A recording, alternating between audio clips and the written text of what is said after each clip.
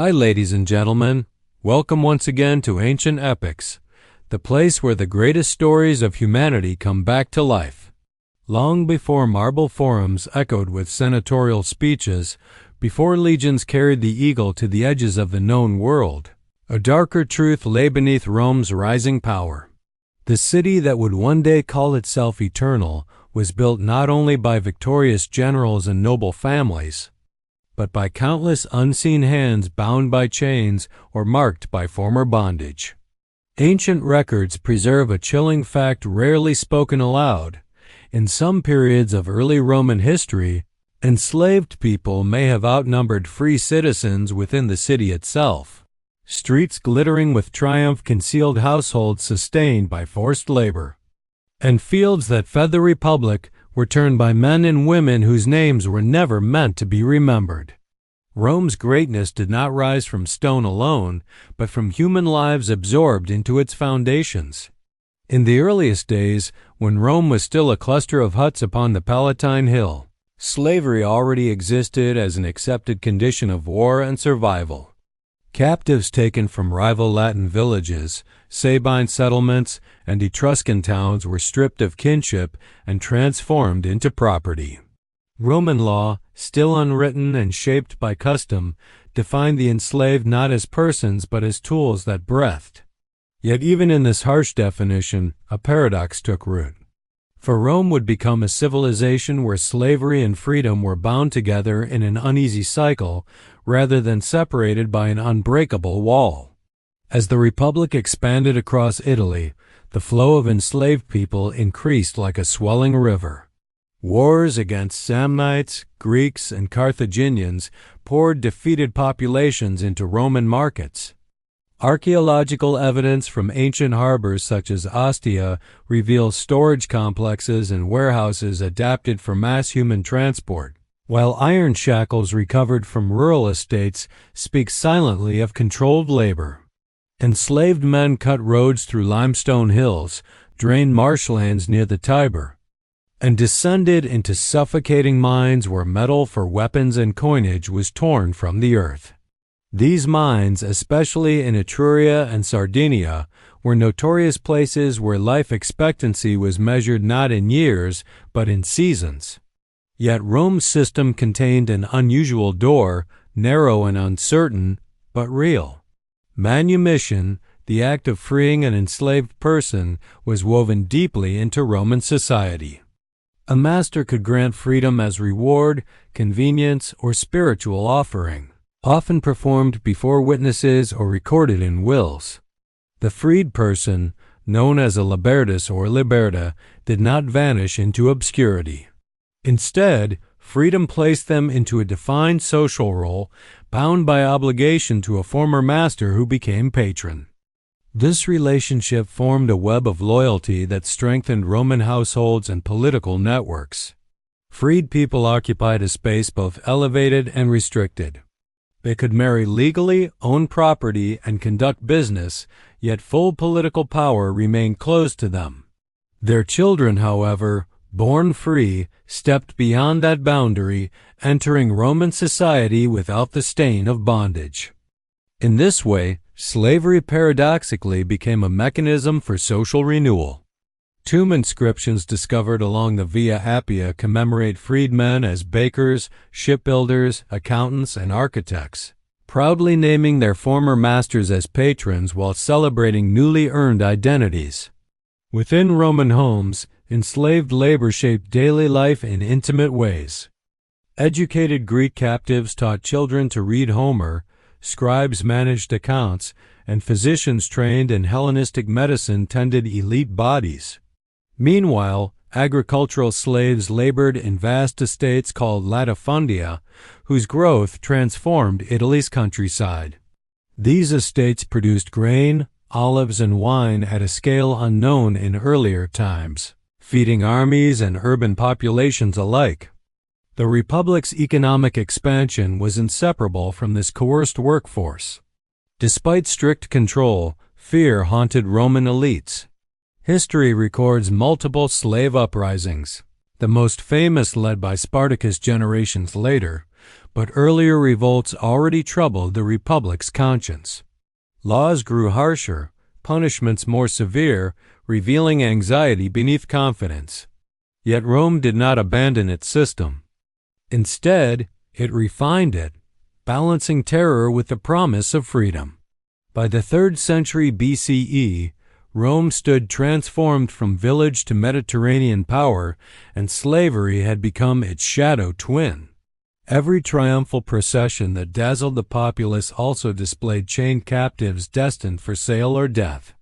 Every newly paved road echoed with footsteps of those who would never walk it as citizens. Still, within this darkness, stories of ascent quietly unfolded as freed people carved lasting places in Rome's memory. Their lives formed the hidden sinews of the Republic, binding conquest to continuity, suffering to survival. This complex inheritance would shape Rome's destiny for centuries to come. Religion and ritual also reflected this layered society. Public festivals displayed a carefully ordered hierarchy. Saturnalia, the winter festival honoring an ancient agricultural deity, briefly inverted social roles, allowing enslaved and free to share meals. Scholars interpret this not as rebellion, but as controlled release, a symbolic reminder that order depended upon restraint. Archaeological finds of modest votive offerings, left by hands of uncertain status, suggest that hope and devotion crossed legal boundaries. Language itself preserved the tension.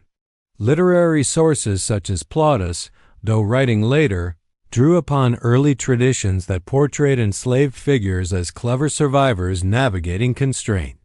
Beneath comedic masks lay truths shaped by generations of lived experience.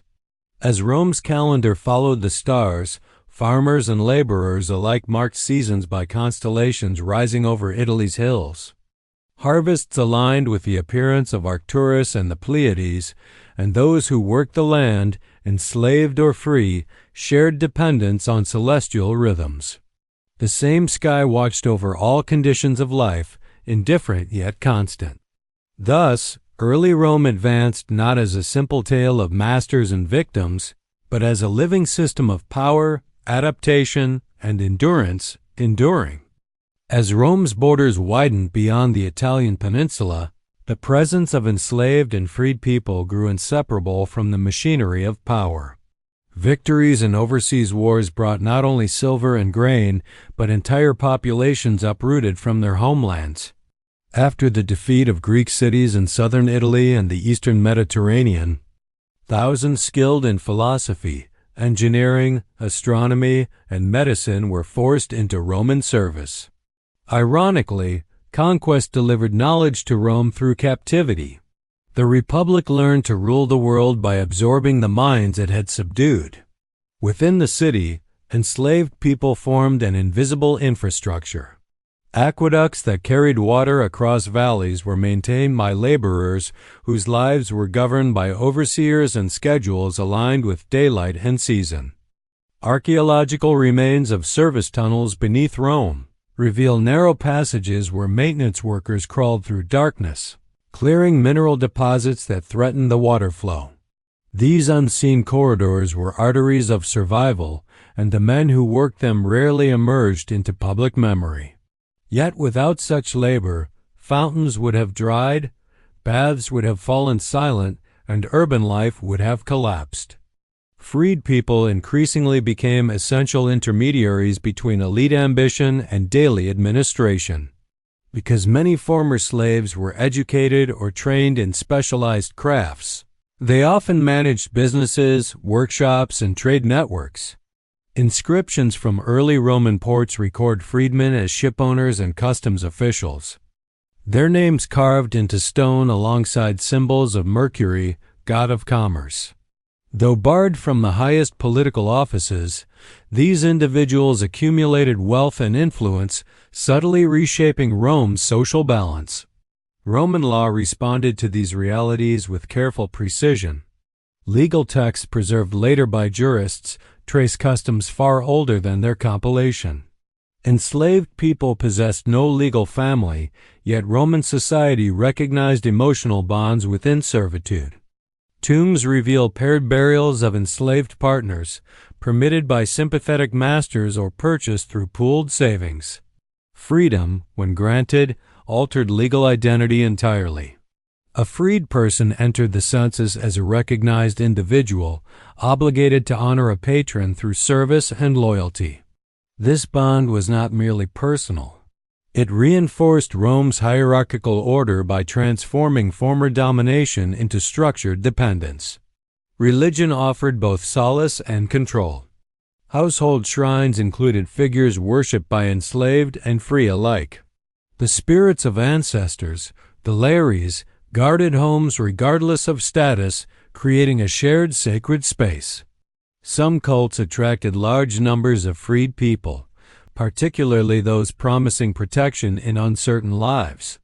Archaeological finds of small amulets, worn smooth by touch, suggest private devotion carried close to the body, hidden beneath tunics.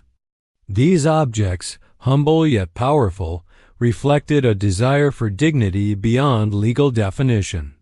Agriculture remained the backbone of Rome's strength, and enslaved labor dominated its transformation. Vast estates replaced small farms as conquest flooded markets with cheap labor.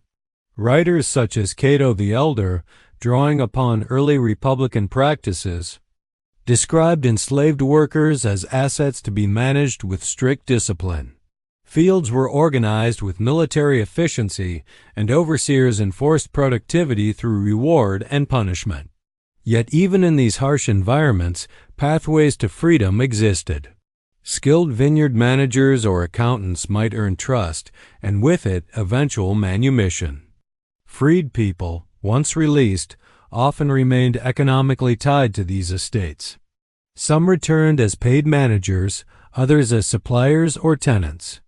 This continuity ensured stability while allowing landowners to benefit from experienced leadership without legal ownership. Over generations, this system altered rural Italy, concentrating land and wealth while gradually reducing the number of independent citizen farmers. The Republic's armies, once composed of landowning citizens, increasingly relied on the urban poor, a shift rooted partly in the economic consequences of enslaved labor. The city itself reflected these changes. Rome's population swelled, drawing migrants, freed people, and the dispossessed into crowded neighborhoods. Multi-story apartment buildings, known as insulae, housed thousands in conditions both vibrant and precarious. Fire hazards and disease haunted these districts, and enslaved firefighters, owned by wealthy individuals, were sometimes dispatched selectively to protect profitable properties. Such practices exposed the moral fractures within Roman society, where human lives could be weighed against material loss. Literary traditions preserved echoes of these tensions. Early Roman historians, writing generations later, portrayed moral decline as land ownership concentrated and traditional virtues eroded. Beneath these narratives lay anxiety over dependence on enslaved labor and the growing visibility of freed people. Yet the same writers acknowledged that Rome's success depended upon adaptability. The Republic thrived not by exclusion alone, but by controlled integration. Military service also intersected with bondage and freedom. While enslaved people were generally barred from formal enlistment, emergencies blurred boundaries. In moments of crisis, Rome armed enslaved populations with promises of freedom in exchange for loyalty. Such acts revealed a pragmatic willingness to redefine status when survival demanded it. Freed veterans sometimes settled in colonies, their descendants blending into Roman citizenry, carrying silent histories of bondage beneath new identities. Time itself structured these lives. Roman calendars regulated workdays, festivals, and legal proceedings. Enslaved labor followed rhythms set by sunrise, market days, and religious observances. Astronomical knowledge guided agriculture. with the heliacal rising of certain stars marking planting and harvest. The same cosmic order governed all, reminding Roman thinkers that hierarchy existed within a larger, indifferent universe. Philosophers influenced by Stoic ideas later reflected that fate ruled both master and slave, a thought quietly unsettling to established power. Material culture offers intimate glimpses into daily experience. Cooking vessels found in modest dwellings show shared meals across status lines, especially in urban settings where enslaved and free lived in close proximity. Graffiti scratched into walls preserve names and symbols, fleeting assertions of presence against anonymity. These marks, weathered but enduring, challenge the silence of official records. Thus, in early Rome, slavery and freedom were not static conditions but stages within a broader social process. Enslaved people sustained expansion. Freed people stabilized complexity. Together they formed a continuum that allowed Rome to grow beyond its origins without fracturing entirely. This uneasy balance, maintained through law, ritual, and necessity, carried within it both strength and vulnerability. The Republic stood powerful, yet its foundations rested upon lives constantly negotiating the boundary between ownership and autonomy. As the Republic aged and its power hardened, the legacy of enslaved and freed people became woven into Rome's deepest contradictions. Wealth poured into the city from provinces across the Mediterranean, carried by ships crewed and unloaded by those who remained unnamed in official triumphs. Marble temples rose beside overcrowded tenements, and beneath their shadows moved a population whose labor sustained splendor without sharing fully in its promise. Rome appeared invincible, yet the strain of imbalance quietly reshaped its soul. Freed people emerged as symbols of this transformation. Some rose to remarkable prominence within permitted boundaries, accumulating fortunes through trade, construction, and manufacturing. Their tombs, often elaborate and inscribed with pride, lined major roads leading into the city. These monuments proclaimed achievements once thought impossible for those born into bondage. Names were carved in stone to defy oblivion, accompanied by reliefs depicting tools of trade rather than ancestral lineage. In these images, dignity was claimed through labor and perseverance, not inherited status. At the same time, suspicion followed such success. Elite writers expressed unease at displays of wealth by those of servile origin, fearing erosion of traditional hierarchy. Laws attempted to regulate clothing, banquets, and public behavior, reinforcing invisible lines. Yet enforcement proved uneven. Rome's economy depended too heavily on the skills and networks of freed people to fully restrain them. Thus, tension persisted, unresolved and ever-present. In the countryside, the human cost of Rome's expansion became increasingly visible. Large estates dominated fertile regions, while small farmers vanished from the landscape. Enslaved labor continued to power production, but revolts flared more frequently, revealing desperation beneath order. Though most uprisings were crushed, their memory lingered as warning. Fear shaped policy, encouraging both harsher discipline and calculated generosity through manumission, a dual strategy aimed at control through hope and terror alike. Religion adapted alongside these changes. New cults entered Rome from conquered lands, offering personal salvation and cosmic justice. Freed people and enslaved individuals often found meaning in these beliefs, which spoke of divine order beyond earthly chains. Temples dedicated to Isis and other Eastern deities welcomed worshippers of varied backgrounds, reflecting Rome's growing diversity.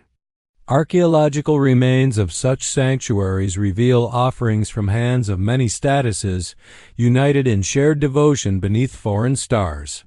Time carried Rome toward inevitable transformation. Political instability grew as wealth inequality widened.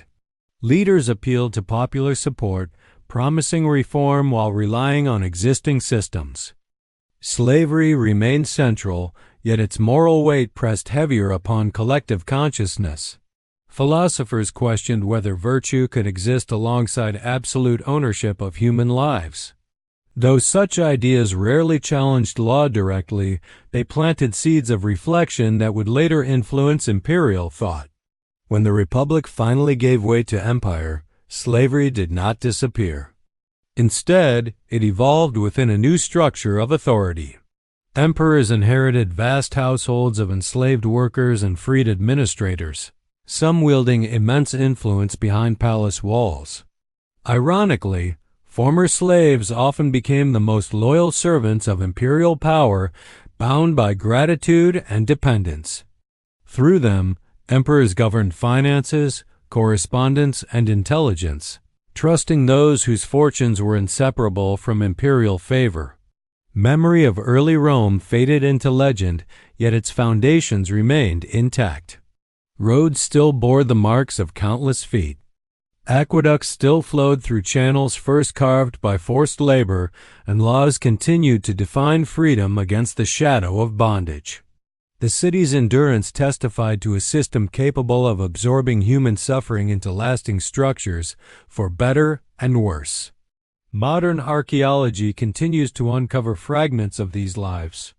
Simple grave goods, worn tools, and faint inscriptions offer glimpses into individual stories long ignored.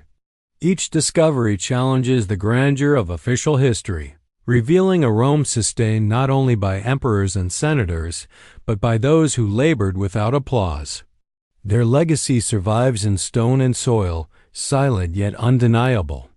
In the end, early Rome stands as a mirror reflecting humanity's capacity for domination and adaptation. Enslaved people carried the weight of conquest. Freed people bridged worlds between subjugation and belonging. Together, they shaped a civilization whose brilliance cannot be separated from its darkness. Beneath the eternal city's ruins lies a truth as enduring as its monuments. Greatness built upon inequality leaves echoes that time can soften, but never erase.